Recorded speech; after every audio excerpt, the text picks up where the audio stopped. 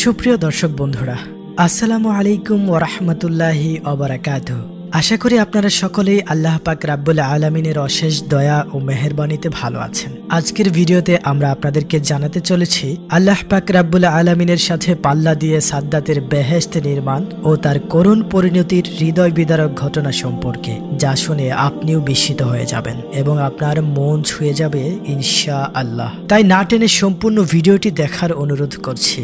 সে অনেক আগের কথা। আরব দেশের সাদ নামের একটি রাজবংশ ছিল। এই বংশের লোকেদের চেহারা ছিল যেমন খুব লম্বা, তেমনি চওড়া, গায়েও তেমনি ছিল ভীষণ শক্তি। তারাই ছিল তৎকালীন আরব দেশের প্রবল এবং প্রধান। তাদের একজন বাদশাহ ছিল, যার নাম সাদ্দাত। সাদ্দাত ছিল তার 7 মুল্লুকের বাদশাহ। তার ধন দৌলতের সীমা ছিল না। হাজার হাজার সিন্ধুকে ভরা মণিমুক্তা, হিরে জহরত, পিলখানায় লক্ষ লক্ষ হাতি, আস্তাবলে ছিল অসংখ্য ঘোড়া, সিপাহী শাস্ত্রী যে কত তার লেখাজোকা ছিল না। উজির নাজির পাত্র মিত্র, আমলা গোমস্তারাই তার রঙ্গমহলে দিনরাত ঝমঝম করত। সাধারণত মানুষের ধন দৌলত যদি একটু বেশি থেকে থাকে, তবে সে একটু অহংকারী হয় বটে। সাদ্দাত বাদশাহ তার দেমাগ এত বেশি ছিল যে একদিন সে দরবারে বসে উজির নাজিরকে ডেকে সিংহের মতো হুঙ্কার দিয়ে বলল, দেখো আমার যে কত রকম শক্তি সামান্ত আর খুবসুরত চেহারা, তাতে আমি কি খোদা হবার উপযুক্ত নয়? উজির নাজিরেরা তাকে তোষামত করে বলল, নিশ্চয়, এত এত যার ধন দৌলত, লোক লস্কর, উজির নাজির, দালান কোঠা, হাতি ঘোড়া, তিনি যদি খোদা না হন তবে আর খোদা হওয়ার উপযুক্ত এই দুনিয়ায় কে আছে? এত সিন্ধুক ভরা মণিমুক্তা, হিরে জহরত, এত এত হাতি ঘোড়া আর দরবার ভরা আমাদের মতো উজির নাজির খোদা তার 14 পুরুষেও দেখেনি। সুতরাং আপনি আমাদের খোদা। আরব দেশের লোকেরা সেই সময় গাছ, পাথর, মূর্তি প্রভৃতির পূজা করত, যেটা সাদ্দাত মোটেও পছন্দ করত না। সে হুকুম জারি করলো, কেউ ইট, পাথর বা অন্য মূর্তি পূজা করতে পারবে না। তার বদলে সম্রাট সাদ্দাতকে সকালে বিকালে পূজা করতে হবে। 7 মুল্লুকের বাদশাহ সাদ্দাত, তার হুকুমের উপর কথা বলার মতো এমন সাধ্য কারণ নেই। সুতরাং তার হুকুম মতো কাজ চলতে লাগলো। একদিন হুদ আলাইহিসসালাম নামক এক পয়গাম্বর তার দরবারে এসে হাজির হলেন। এই আল্লাহর নবী আল্লাহ পাক রাব্বুল আলামিনের কাছে খুবই প্রিয় একজন পয়গাম্বর ছিলেন। তিনি কেন এই বাদশাকে ভয় করতে যাবেন? হযরত হুদ আলাইহিসসালাম তাকে বললেন, তুমি নাকি খোদার উপর খোদাগিরি করার চেষ্টা করছো? তোমার এই দুঃসাহস হলো কি করে? পরকালের ভয় যদি করে থাকো, তবে তুমি আল্লাহ পাক রাব্বুল আলামিনের উপর ঈমান আনো। হযরত হুদ আলাইহিসসালামের এত দুঃসাহস দেখে দরবারের সকল উজির নাজিরগণ অবাক হয়ে গেলেন। উজির নাজির পাত্র মিত্র, যার ভয়ে সর্বদা স্বতন্ত্র, স্বয়ং বেগম সাহেবা যার কথার উপর কথা বলতে পারেন না, সামান্য একজন দরবেশ কিনা তাকে উপদেশ দিচ্ছে। এত বাছালতা! ক্রোধে সাদ্দাতের 2 চোখ লাল হয়ে উঠল আর মেঘের মতো গর্জন দিয়ে হুঙ্কারের সাথে জিজ্ঞাসা করলো, মূর্খ ফকির, তোমার খোদাকে আর আমি তোমার খোদাকে মানতে যাব কিসের জন্য? তখন হযরত হুদ আলাইহিসসালাম বললেন, তিনি পরম মঙ্গলময়, তিনি দুনিয়াতে তোমাকে সুখে রাখবেন এবং মৃত্যুর পর তোমাকে বেহেশতে থাকতে দেবেন। সাদ্দাতের মুখে এবার ক্রোধের পরিবর্তে হাসি ফুটে উঠল। বলল, তোমার খোদা কি আমার থেকেও বেশি সুখী? হযরত হুদ আলাইহিসসালাম হেসে জবাব দিলেন, নিশ্চয়, আল্লাহ পাক রাব্বুল আলামিন তার নেক বান্দাদের জন্য জান্নাত তৈরি করেছেন।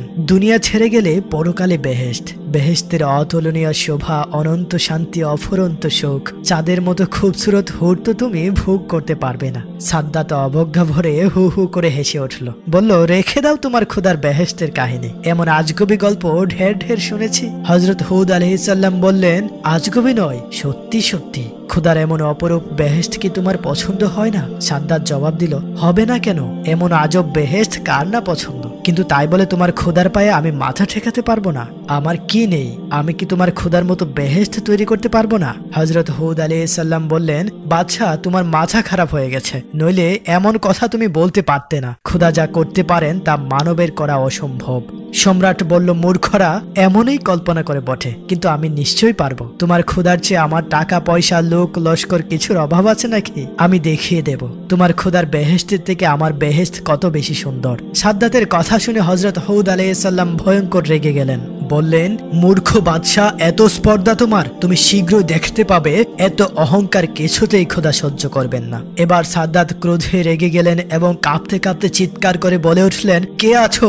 এই ভিখারিকে ঘাট ধরে বের করে দাও। হযরত হুদ আলাইহিসসালাম অপমানিত হয়ে চলে গেলেন। কিছুদিন পরের কথা, বদখেয়ালি সাদ্দাত তার তাবেদার বাদশাদের ফরমান জারি করে জানালেন, খোদার বেহেশতের চেয়েও বেশি সুন্দর একটি বেহেশত আমি সৃষ্টি করতে চলেছি। সুতরাং উপযুক্ত জায়গার সন্ধান আছে কি কারো? হুকুম মাত্র জায়গা তল্লাশির ধুম পড়ে গেল সবার মাঝে। অনেক খোঁজাখুঁজির পর আরব দেশের ইয়েমেন স্থানকে সকলেই পছন্দ করলো। এই স্থানটি লম্বায় ছিল ৮,০০০ মাইল এবং চওড়া ছিল ৫,০০০ মাইল। বেহেশতের উপযুক্ত জায়গা পাওয়া গেছে শুনে সাদ্দাত খুশি হয়ে গেল।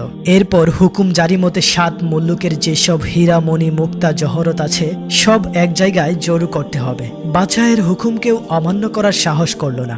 দেখতে দেখতে দামি দামি হিরে মণি মুক্তা পান্না জহরত সেই স্থানটিতে জমা হতে লাগলো। দুনিয়ার যেখানে যত সুন্দর মূল্যবান জিনিস ছিল বেহেশতের সর্বাঙ্গ সুন্দর ইয়াকুত পাথর ও মার্বেল পাথর জোগাড় করা হলো। লক্ষ লক্ষ মজুর ও কারিগর কাজ করতে আরম্ভ করে দিল। দিন রাত পরিশ্রম করে ৩০০ বছর ধরে বেহেশত রচনা করা হলো। তা সত্যি সত্যি বিচিত্র কারুকার্যময় এবং অপূর্ব চমকপ্রদ হয়েছিল। এই বেহেশতের যে দিকেই নজর যায় সেদিকেই অপরূপ। চারিদিকে শ্বেত পাথরের দেওয়াল এবং থাম, তাতে কৌশলী শিল্পীদের চমৎকার কারুকার্য দেখে চোখ জুড়িয়ে যায়। দেয়ালের গায়ে নানা রঙের ইয়াকুত পাথর এমনভাবে নকশা করা, লতা পাতা ও ফল তৈরি করা হয়েছে যে ভ্রমর মৌমাছি জীবন্ত মনে করে তার উপর এসে বসে। রংমহলের চারিপাশে হাজার হাজার ঝাড় লণ্ঠন ঝুলছে, কিন্তু বাতির দরকার হয় না। অন্ধকার রাতে সেই ঘরগুলো ছাদের মতো স্নিগ্ধ ও উজ্জ্বল। রংমহলের ধারে বসবাসের ঘর ও হাওয়াখানা। মণিমুক্তা সংকুচিত শ্বেত ও কৃষ্ণবর্ণ পাথরের কোচ ও মেজে সজ্জিত রয়েছে। মেজের উপরে নানা রঙের নানা আকারের সুন্দর সুন্দর ফুলদানি তাতে সাজানো রয়েছে। আরো রয়েছে যত রং ইয়াকুত পাথরের নানা রকমের ফুলের তোড়া, যা থেকে আতর, গোলাপ, মেসক ও জাফরানের খুশবু ছড়াচ্ছে। মহলের চারপাশে বাগান, বাগানে সোনা রূপার গাছ, তার পাতা ফল ফুল নানা বর্ণের পাথর দিয়ে তৈরি। ভ্রমর মৌমাছিগুলো এমন সুন্দরভাবে নির্মিত যে তারা সত্যি সত্যি ফুলের উপর বসে মধু পান করছে। সেসব ফুল ফল থেকে যে সৌরভ বের হচ্ছে তাতে চারিদিকে বাতাস বর বর করছে। এইসব গাছের নিচ দিয়ে কুলকুল শব্দে বয়ে চলেছে গোলাপের পানির নহর। তার পানি এত স্বচ্ছ যে মনে হয় তরল মুক্ত দ্বারা বয়ে যাচ্ছে। সে নহরের দাঁড়ে দাঁড়ে হিরে মণি মুক্ত দিয়ে বানানো ঘাট, যেখানে চুন্নি পান্নার তৈরি শত শত সুন্দরী যেন গোসল করছে। তারপরেই নাচ ঘর। কোনো কোনো ঘরে ওস্তাদের হাত ধরে মাথা ধুলিয়ে নানা অঙ্গভঙ্গিতে গান করছে। কোনো ঘরে বাদ্যযন্ত্র বাজাচ্ছে। কোনো ঘরে ক্ষীর্ণ কণ্ঠে সুন্দরী বালিকারা তালে তালে নাচছে, গান গাইছে। মূলত এরাই সাদ্দাতের বেহেশতের হোর। নানা দেশ বিদেশ থেকে তাদের সংগ্রহ করে এনেছিল। তাদের পাশে দাঁড়িয়ে নাচ করছে ছাদের মতো খুবসুরত হাজার হাজার কচি কচি বালক। আলিন্দ সুন্দর বেহেশতের নির্মাণ করা হয়ে গেল। সাদ্দাতকে সুসংবাদ প্রদান করা হলো। সে তখন মহা খুশি। সে তার পরের দিন অধীনস্থ নবাব বাদশাহীগণকে হুকুম জারি করে জানিয়ে দিলেন তারা যেন শীঘ্রই সাদ্দাতের সহিত মিলিত হয়। তাদের সঙ্গে নিয়ে সে তার বেহেশত দেখতে যাবে। প্রজাগণকে আমোদ আহ্লাদ করার হুকুম দেয়া হলো। বাদশাহের হুকুম মেনে তারা নাচ করতে লাগলো এবং হরদম বাজি ফোটাতে লাগলো। এক শুভ দিনে সুন্দর সজ্জিত ঘোড়ায় চড়ে পাত্র মিত্র উজির নাজির লোক লস্কর সৈন্য সমান্ত নিয়ে ডাক ঢোল বাজিয়ে কারানা করা বাজাতে বাজাতে হাজার হাজার বাদশাহ তার সৃষ্ট বেহেশত দেখতে চলল। গল্পগুজব করতে করতে তারা এগিয়ে চলল। দূর থেকে নজর পড়লো বেহেশতের একটা অংশ। এতই চমকপ্রদ, এতই জমকালো যে চোখ ঝলসে যেতে লাগলো। আনন্দে সাদ্দাতের মুখ দিয়ে কথা সরল না। তারপর একটু সামনে নিয়ে ধীরে ধীরে সাদ্দাত বলতে লাগলো, ওই আমার বেহেশত, ওই আমার বেহেশতের সিংহাসন। ক্ষুধা হয়ে বসবো আর তোমরা হবে আমার ফেরেশতা। হুরেরা যখন হাত পা নেড়ে চলে নাচবে আর গাইবে তখন কি মজাই না হবে। উজির নাজিরগণ তার কথায় সায় দিয়ে তুষামত করে তাকে খুশি করতে লাগলো। এমনই করতে করতে তারা বেহেশতের দরজায় এসে দাঁড়ালো। সাদ্দাত সকলের আগে গিয়ে পৌঁছালো। সে বেহেশতের দ্বারদেশে এক রূপবান যুবককে দাঁড়িয়ে থাকতে দেখলো। তার সুন্দর চেহারা দেখে খুশি হয়ে তাকে জিজ্ঞাসা করলো, তুমি কি এই বেহেশতের দারোয়ান? যুবক উত্তরে বলে উঠল, আমি মালাকুল মউত। সাদ্দাত তখন খুব চমকে গেল এবং জিজ্ঞাসা করলো, তার মানে? যুবক উত্তরে বলে উঠল, আমি আজরাইল। তোমার প্রাণ বের করে নিয়ে যাওয়ার জন্য খোদা তাআলা আমাকে পাঠিয়েছেন। সাদ্দাত প্রবল উন্মাদ হয়ে উঠল, চিৎকার করে বলে উঠল, সাবধান, আমার সঙ্গে তামাশা কি আছিস বলে অন্যের প্রতীক্ষা না করে নিজেই কাপ থেকে তরবারি বের করলো এবং যুবককে কাটার জন্য অগ্রসর হলো। কিন্তু কি আশ্চর্য, তার হাত উঁচু হয়ে রইল। উত্তেজনায় শরীর দিয়ে ধর ধর করে ঘাম ঝরতে লাগলো। চিৎকার করে বলল, সৈন্যগণ, শয়তানকে মাটিতে পুঁতে ফেলো। যুবক অট্ট হাসি হেসে প্রশ্ন করলো, কই তোমার সৈন্য সামন্ত? সাদ্দাত পেছন ফিরে দেখতে পেল তার পেছনে লোক লস্কর সৈন্য সামন্তর একেবারেই নিশ্চিহ্ন হয়ে গেছে। ভয়ে সে টক টক করে কাঁদতে লাগলো। তারপর ভীত কণ্ঠে বলল, তুমি কি সত্যি আজরাইল? তখন মালাকুল মউত জবাব দিল, হ্যাঁ, দেরি করার ফুরসত আমার নেই, আমি এখন তোমার প্রাণ বের করে নেব। সাদ্দাত তার চারিদিকে অন্ধকার দেখতে লাগলো। সেই শিশুর মতনই অসহায় হয়ে ঢেউ ঢেউ করে কাঁদতে লাগলো। সাদ্দাত মিনতি করে বলল, একটু সময় দেওয়া যায় না আজরাইল ভাই? অনেক সাধ করে আমি বেহেশত তৈরি করেছি, দয়া করে একটি বার আমায় তা দেখতে দাও।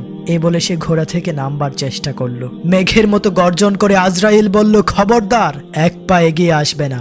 সাদ্দাত হাউমাউ করতে শুরু করে দিল। সেই অবস্থাতে আজরাইল তার প্রাণ বের করে নিয়ে চলে গেল। তারপর কি হলো? হঠাৎ এক ভীষণ আওয়াজের সঙ্গে সঙ্গে সাদ্দাতের অতি সাদের বেহেশত এবং তার শ্রী ঐশ্বর্য লোক লস্কর উজিন্নাজির পাত্রমিত্র সবকিছুই চোখের পলকে মাটির মধ্যে বিনাশ হয়ে গেল। দুনিয়ার উপরে তার আর কোনো চিহ্নই রইল না। শুধু মানুষের মনে চিরদিনের মতো আঁকা রইল আত্মতাত্ত্বিক অহংকারের শাস্তি কি রূপ ভয়ঙ্কর। সম্মানিত দর্শক বন্ধুরা, ভিডিওটি এখানেই শেষ করছি। এই ঘটনাটি আপনাদের কাছে কেমন লেগেছে তা অবশ্যই কমেন্টের মাধ্যমে জানাবেন। আপনাদের যদি ভিডিওটি দেখে ভালো লেগে থাকে তাহলে অবশ্যই ভিডিওতে একটি লাইক দিবেন এবং চ্যানেলে নতুন দর্শক হয়ে থাকলে আমাদের চ্যানেলটিকে সাবস্ক্রাইব করে আমাদের পাশেই থাকবেন। প্রিয় দর্শক, আপনারা সকলেই ভালো থাকবেন, সুস্থ থাকবেন।